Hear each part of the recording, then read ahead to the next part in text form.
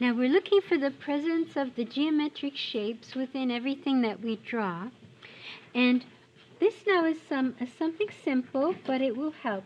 When you're drawing ellipses,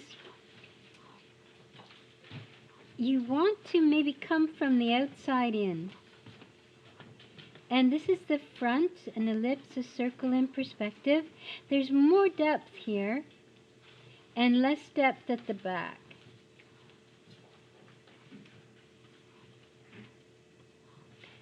Because of perspective. But we can manage freehand with this. And if we're going to make a cone shape, make sure you put your dot halfway between one side of the ellipse and the diameter, one side and the other. And you're keeping all your lines very light. You can do a phantom line and not make an actual line until you're ready.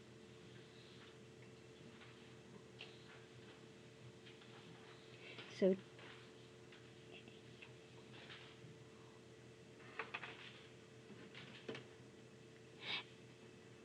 and onto this we want to draw a sphere.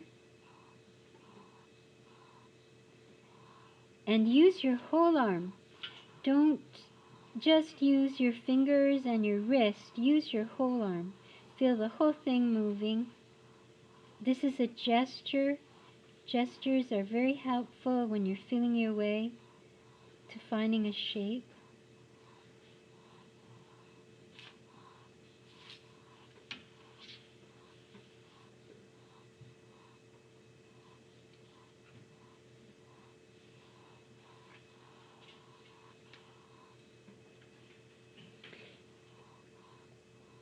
And then with this on top, we're going to put a cylinder. So we've got our cone present. We've got our sphere present. Now we're going to put a small cylinder.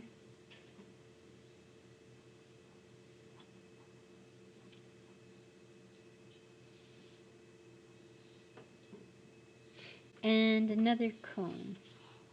We'll make this a big cone.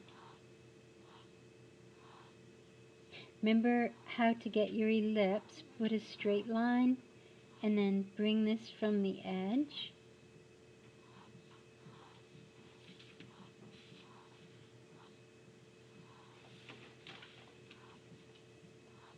Bristle from the back.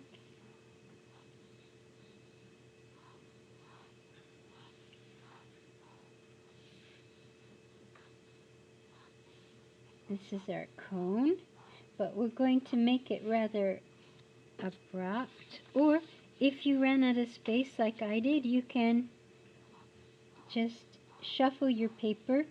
Our drawings are made from very many layers. So I can put another piece of paper over top of this now and refine my drawing, but I'm just going to continue right on here. Most of what we'll be doing though is doing a base drawing sketchily and then refining over top. It's our lamp. So now I'm going to start making smaller shapes. That's all that details are, is smaller shapes.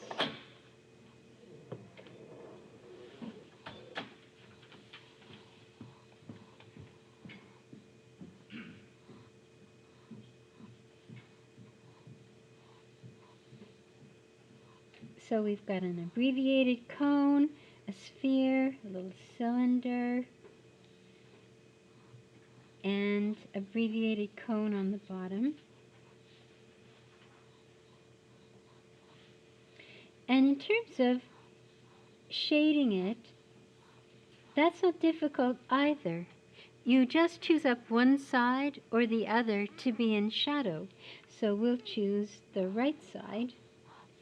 And this is hatching, and it's following the form.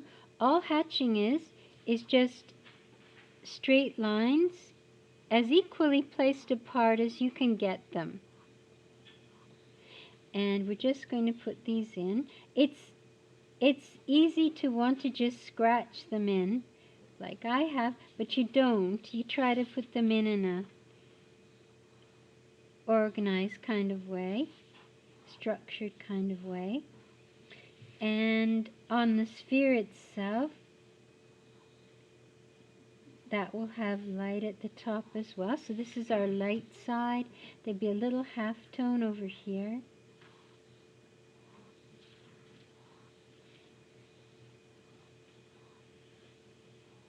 And there's a shadow. And then just like this cone, we'll have a shadow over here on this cone.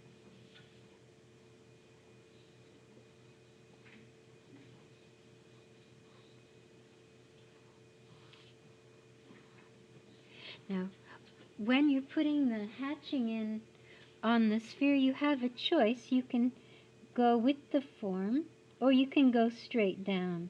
If you go with the form, start from one side and make your way over to the other so that the rhythm falls into sequence as you go.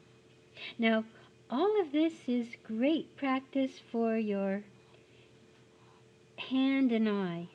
So, even though this may not be the Mona Lisa, it's gotten us to practice several things, the skills that we need.